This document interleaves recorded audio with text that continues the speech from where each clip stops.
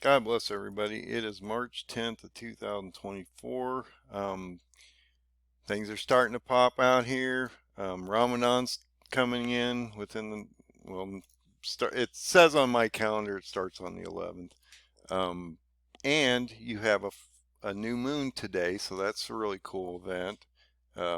As you walk into this month, and that's something that's extremely important on the Hebrew calendars and things like that. And the update I'm bringing you tonight is about a Hebrew calendar update that I'm doing on the chart. So that's extremely important. And it's really interesting that if you go from March 11th, which is tomorrow, the start of Ramadan, to the Feast of Trumpets of October 2nd of 2027, we're at 1,300 days. So there's your number. I always give you the number, guys. Let's get into this change. So what happened? I fight with the Jewish calendars a lot because I'm still trying to figure them out. And I'm dyslexic, so it's really confusing when you push them against the Gregorian calendars, and you're just, it's probably hard for the average guy, but it's really hard for somebody like me. So I have to really sit down and look at it. I had talked to a friend a while back. I watched some videos on him because he does a lot of good videos on Jewish calendar dates, and he's extremely detailed, and I'm meticulous and detailed, so that I like that. He had indicated that the Shemitah cycle, in his opinion, at least on the video, what ended in 2029. I thought, well, how does that work? Because that's not what I have on the calendar. Now, first of all, it didn't change really anything on the calendar, okay, other than I want to make two corrections because I want to always be honest with you, give you the truth and the most proper information, and I'm still trying to get it figured out, guys. You know, I'm modifying the charts constantly because it's an evolving work of art as we move forward. Look, this is a living thing that we're working into. You know, it's not like static. You can't, it, I'm trying to figure it out as it clarifies as we move forward, and that's what I mean. You know, I've talked about these images where you're going to get you get an image, like on the 117 step chart, and I saw that, and then I saw stuff underneath it, and then it develops over time. Well, this is sort of the same thing. It's clarifying for us as we move forward. He's not going to give you all the answers. He wants us to search the stuff out. So what is the change? And like I say, this does not matter to the overall timeline. It doesn't actually change anything, okay, except I want to correct the Shemitah cycle so it's proper out here. But like I say, it won't change anything. So look at what I'm going to do here. So if you go to my free website, go to endofdaysurvival.com. You can go down here, click on this file, fifth PDF. That will take you to where our file is that we're looking at, or that chart that I've been showing you. And once you get into this chart, it's a fairly simple fix, okay? Like I say, it didn't affect the timeline at all. Everything's the same in general. I just had to fix a couple words, but it makes it proper, and that's what's most important. Is we're looking for the truth, guys. I'm not trying to manufacture anything out here. I want to always be the most accurate that I can, okay?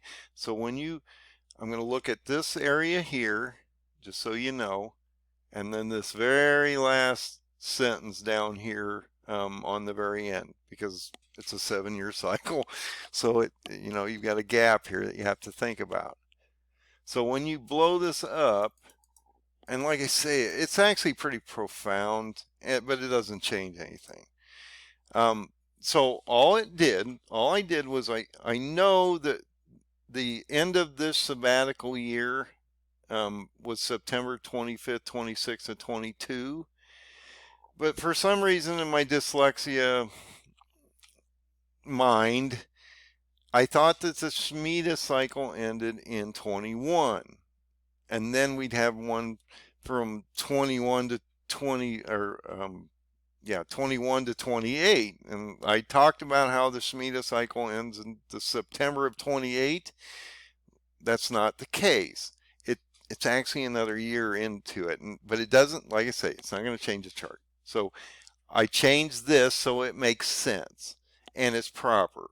So the end of the Shemitah year is on this date, and the end of the Shemitah cycle of the 2015 to 22 7-year cycle ends here.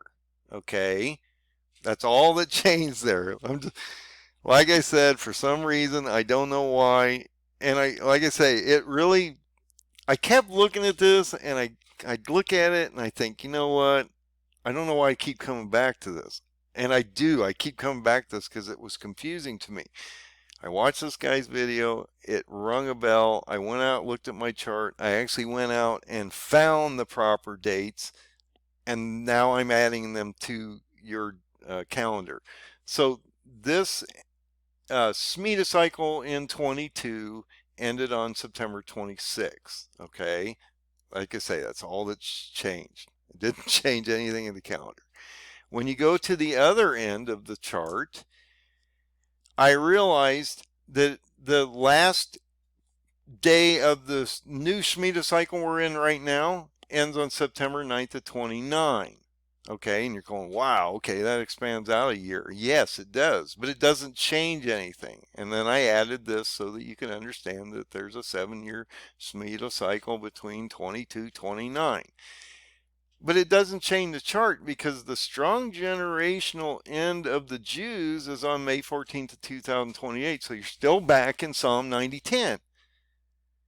I just don't want to confuse anyone or make them think that I'm somehow a false teacher or whatever because I can't get one date on the Shemitah cycle right because I have a dyslexia problem, okay? So I just want you guys to be aware that I made these two changes.